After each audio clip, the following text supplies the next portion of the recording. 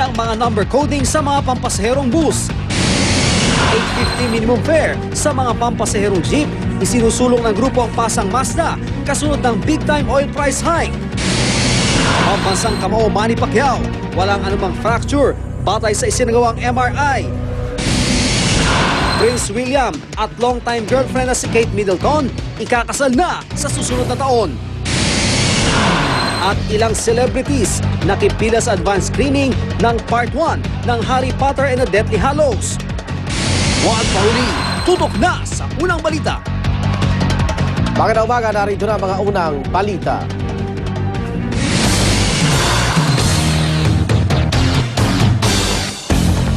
Samahan ng mga bus operator pinag-aaralan ng pag-hain ng petisyon sa Korte Suprema para pasamantala ipatigil ang number coding sa mga pampaserong bus. Narito ang report ni John Consulta.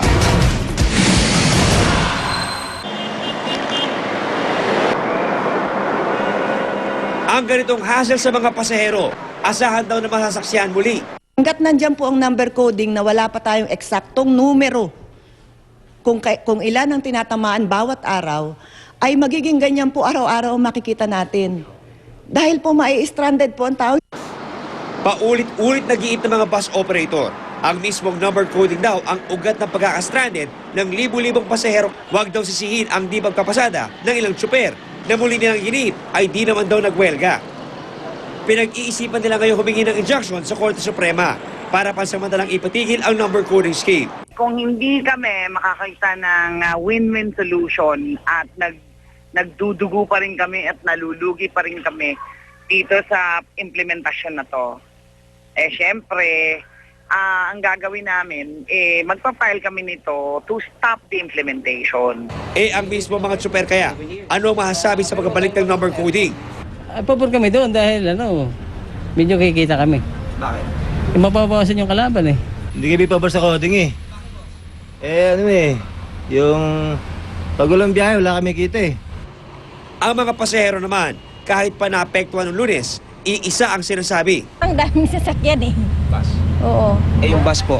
Mga bus. Yung pinaka-main problem is traffic. So, maganda din yung number coding. Ayon naman sa gobyerno, may mga libre sakay na nakakasa ang MMDA, AFP, PNP at mga lokal na pamahalaan. Pangunahing tinututukan ang Commonwealth Avenue, EDSA at Ortigas area. Para sa unang balita, John Consulta reporting. Di tulad noong Lunes kung kailan daang-daang pasahero ang na-stranded dahil sa hindi pagbiyahe ng mga bus, tuloy-tuloy lang po ang biyahe ng mga pampasaherong bus sa bahagi ng Commonwealth Avenue sa Quezon City. May live report si Trisha Zafra. Trisha? Rhea, bukod sa sitwasyon ng trapiko, inaantabayanan din natin ngayong maghapon yung magiging sitwasyon ng ating mga pasahero.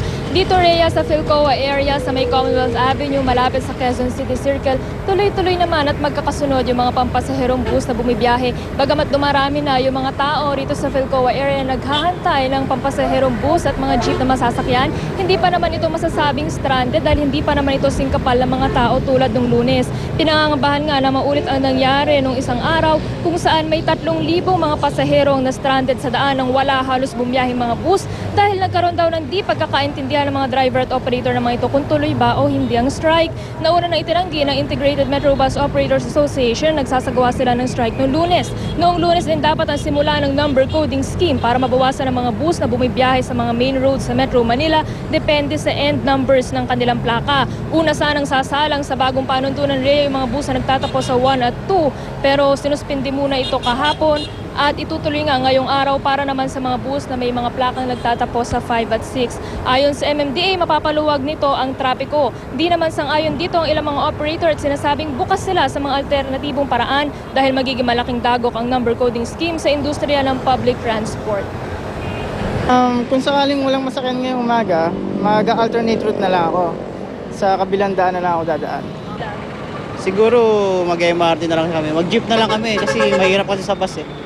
Pero ngayon po sir, bus pa rin po inaantay. Bus pa rin natin lang kasi mas tipid eh.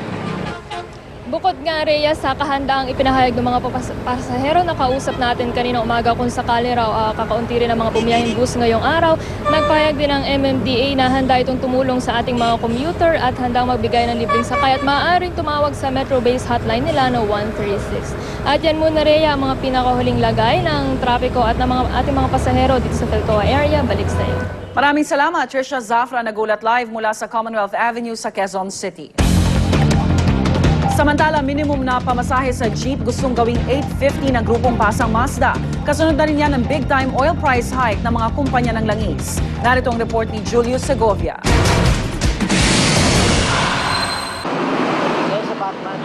Sampung araw nang may shortage ng gasolina at diesel sa Shell station na ito sa EDSA Kamuning.